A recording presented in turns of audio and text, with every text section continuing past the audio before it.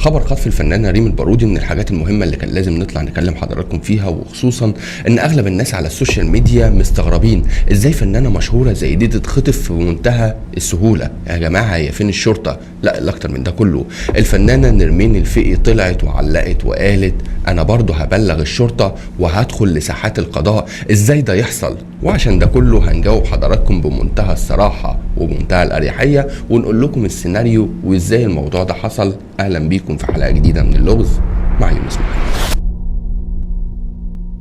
زي ما قلنا في البداية، خبر خطف الفنانة ريم البارودي مسيطر على مواقع التواصل الاجتماعي والمواقع الإخبارية كمان. طب مين اللي أعلن أو مين اللي كان معاه التفاصيل؟ زي ما حضراتكم شايفين، حساب موثق على الفيسبوك طلع واتكلم على الموضوع وبداية القصة أو بداية معرفة القصة لما قال أنا زعلان جدا على الفنانة ريم البارودي. حد دخل رد عليه قال هو إيه اللي حصل لها وأنت زعلان على إيه؟ هو رد وقال اتخطفت. من هنا الموضوع انتشر انتشار غريب وعجيب. بس هو الحساب الموثق ده بتاع مين ويطلع مين؟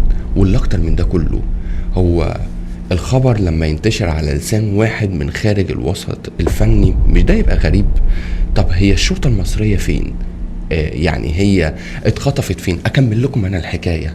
اتخطفت وهي داخله الكومباوند بتاعها، وعربيه كده متفيمه سودا وقفت وشدتها جوه العربيه، وكاميرات المراقبه جابت الموضوع، وبيقولوا اللي هو مضوها على وصولات امانه، وبعد كده بيطالبوا بالذهب بتاع.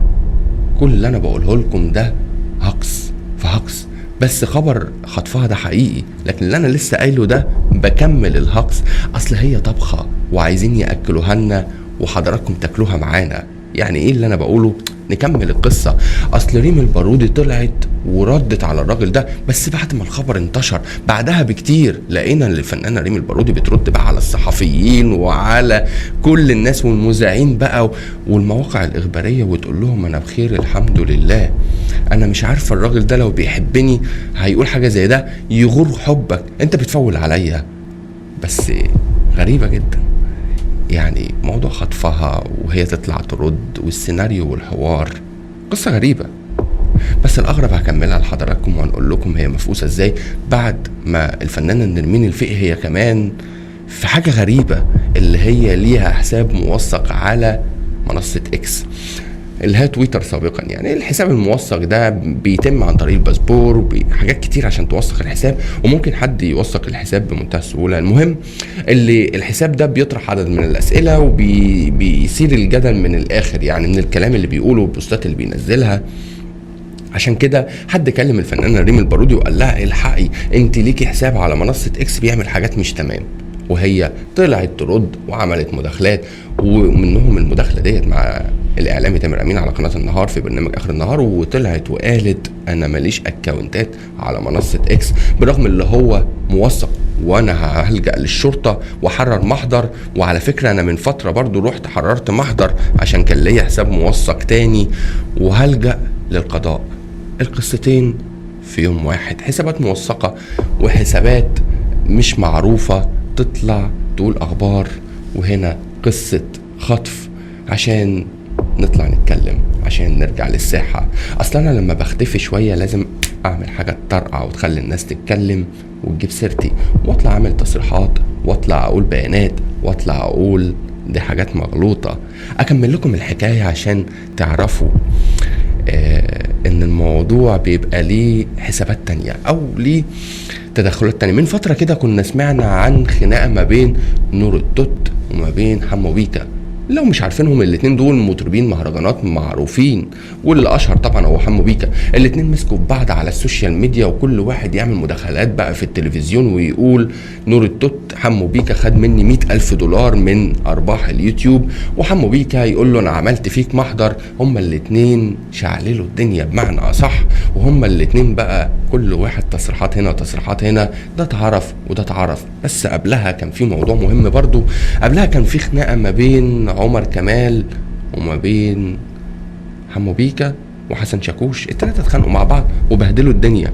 اصل قبلها برضو نسيت اقول لكم كان في خناقة ما بين رضا البحراوي ومحمود الليثي. هي الخناقات دي كتيرة ما بين الناس دي ليه؟ والخناقات دي على السوشيال ما بتوصلش للساحات القضاء. ليه؟ عشان تعرفوا اللي هي لعبة، مجرد لعبة، مجرد اللي احنا بنشغل الشغل، وده اللي بيكون بالاتفاق مع اللجان الإلكترونية. محتاج أقول لحضراتكم عشان تفهموا الموضوع، عشان هنقابله كتير الفترة اللي جاية. أصل بقالنا كتير ما سمعناش عن خناقة حمو بيكا وعمر كمال وحسن شاكوش، فهتلاقوها الفترة اللي جاية. وبقالنا فترة برضو ما سمعناش عن خناقة رضا البحراوي مع الليسي، أو رضا البحراوي مع حسن شاكوش. كل فترة لازم نشغل الشغل، واللي بيدير الشغل ده هي اللجان، أو بمعنى أصح مدير الأعمال اللي ماسك لك السوشيال ميديا.